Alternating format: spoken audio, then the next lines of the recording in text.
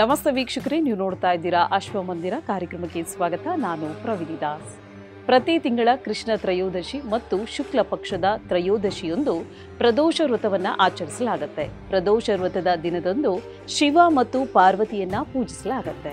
ಅಲ್ಲದೆ ಪೂಜೆಯ ಸಮಯದಲ್ಲಿ ಶಿವಲಿಂಗಕ್ಕೆ ಅಭಿಷೇಕ ಮಾಡಿ ಶಿವನಿಗೆ ಪ್ರಿಯವಾದ ವಸ್ತುವನ್ನು ಅರ್ಪಿಸಲಾಗುತ್ತೆ.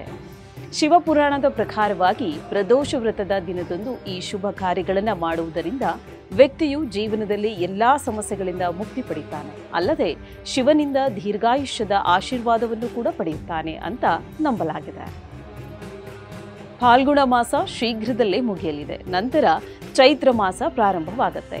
ಫಾಲ್ಗುಣ ಮಾಸದ ಪ್ರದೋಷ ಉಪವಾಸದಂದು ನೀವು ಶಿವನನ್ನ ಮೆಚ್ಚಿಸಲು ಬಯಸಿದರೆ ಫಾಲ್ಗುಣ ಮಾಸದ ಕೊನೆಯ ಪ್ರದೋಷ ಉಪವಾಸ ಯಾವಾಗ ಮತ್ತು ಆ ದಿನದಂದು ಪೂಜೆಗೆ ಶುಭ ಸಮಯ ಯಾವುದು ಎಂಬುದನ್ನ ಇಲ್ಲಿ ತಿಳಿಸ್ತೀವಿ. ವೈದಿಕ ಕ್ಯಾಲೆಂಡರ್ ಪ್ರಕಾರ ಫಾಲ್ಗುಣ ಮಾಸದ 2ನೇ ಪ್ರದೋಷ ಉಪವಾಸವನ್ನ ಮಾರ್ಚ್ 11ರಂದು ಆಚರಿಸಲಾಗುತ್ತೆ. ಮಂಗಳವಾರದಂದು ಬರುವುದರಿಂದ ಅದನ್ನ ಭೌಮ ಪ್ರದೋಷ ವ್ರತ ಅಂತ ಕರೆಯಲಾಗುತ್ತೆ.